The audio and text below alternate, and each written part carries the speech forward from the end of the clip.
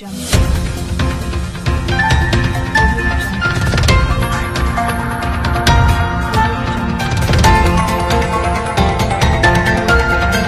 Fabrice Kodja, bonjour. Bonjour, monsieur le journaliste. Le 5 mars dernier, le pape François vient de nommer l'abbé Hilbert Mathurin Mwanga, évêque de Kinkala, et aujourd'hui, il s'appelle désormais Monseigneur Mathurin Mwanga. Quelles sont vos impressions par rapport à cette nomination?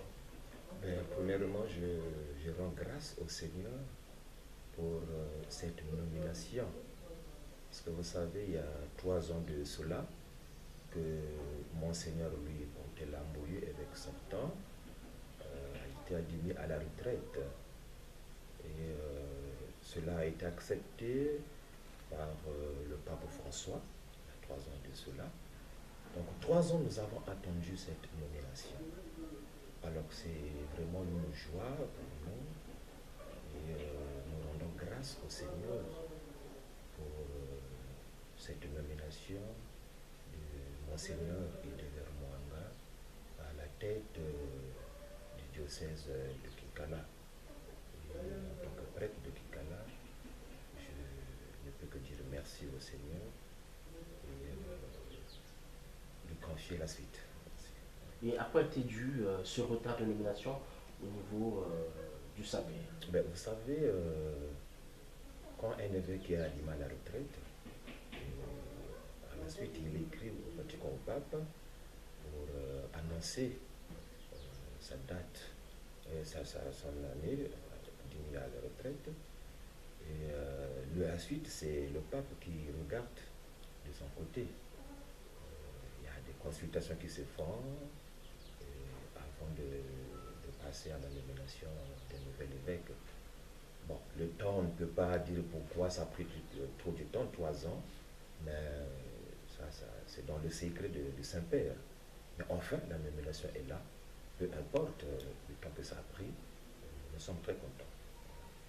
Est-ce que le nouveau évêque de Kinkala, Monseigneur Mathurin Mwanga, aura beaucoup de travail à faire sur le plan pastoral, sur le plan de la reconstitution du clergé de Kinkala? Et évidemment, le Monseigneur aura du travail, parce que nous sommes d'abord un diocèse meurtri, ça tout le monde le sait, depuis 1998 jusqu'à aujourd'hui. Ce diocèse a traversé des moments difficiles.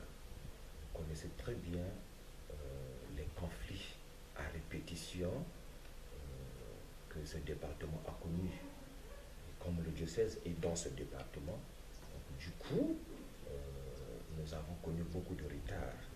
Toutes nos paroisses ont été pillées. Et aujourd'hui, pour relever ces défis, ce n'est pas facile. Je pense que Monseigneur Hilbert aura du travail. Mais qu'à cela ne tienne, nous sommes là, nous allons l'entourer de notre affection, prière, pour l'aider ou l'accompagner dans ce travail colossal qui l'attend. L'abbé Fabrice, est-ce que l'évêque sortant, Monseigneur Pontelamboyou, a été à l'auteur de diriger le diocèse de Kinkala? Tout à fait. Il a été à la hauteur. Ça, nous le reconnaissons très bien. Surtout pour la paix dans ce département. Il s'est donné. Il a beaucoup parlé. Il a été vraiment, je peux dire, le porte-parole de ces chrétiens qui ont traversé des moments difficiles. Et, Monseigneur, ça n'a pas été facile pour lui. Il a travaillé dans un département, dans un diocèse qui a tout le temps connu des difficultés de conflits armés, tout cela que vous connaissez très bien. Mais il s'est donné corps et âme. Il s'est donné corps et âme pour que le diocèse continue à vivre jusqu'aujourd'hui. Et pour cela, en tout cas, nous lui disons merci. Il a été à la hauteur vraiment totalement du diocèse. Et qu'est-ce qui fera l'objet, selon vous, en tant qu'économe général du diocèse de Kinkala, du nouveau évêque par rapport à la mission qu'il attend? Bon, vous savez que le département du Pôle a traversé des moments difficiles, donc du coup le diocèse aussi a été beaucoup secoué. Et les difficultés que nous avons ici d'abord sont des difficultés financières, parce que les quelques structures économiques que nous avions ont été pillées. Et aujourd'hui, nous avons des difficultés pour faire face aux défis financiers que nous avons. Et je pense que Monseigneur Hildebert, je le connais très bien, il a été mon formateur. Et je connais vraiment quelque part ses ambitions. Et je pense que il aura du travail à faire dans ce sens parce que économiquement, le diocèse traverse des moments difficiles, des zones de turbulence. Et je crois que ça sera le premier travail qu'il va faire pour aider ce diocèse à relever ce défi économique. On a l'impression que le diocèse de Kinkala est un peu divisé entre prêtres. Il n'y a pas vraiment de consolidation entre confrères prêtres. Est-ce que pensez-vous que Monseigneur Mathurin Mwanga sera à la hauteur de réconcilier les pasteurs de l'église locale de Brazzaville? Qu'est-ce que je dis? Excusez-moi. Sera à la hauteur de réconcilier les prêtres du diocèse de Kinkala? Bon, quand vous parlez un peu de... Nous sommes d'abord un presbytérium. Hein, je crois que l'Église est claire dans ce sens. Hein, je ne vois pas que... Je ne sais pas si vraiment au niveau du clergé de Kinkala, il y a eu des moments comme ça. Il y a quand même quelques mésententes. Bon, des mésententes, peut-être, bon, c'est des petites choses qui arrivent parfois, nous sommes des humains, hein, mais nous avons vite dépassé. Mais parler vraiment des mésententes vraiment en tant que telles au sein du clergé du Kinkala, je ne pense pas.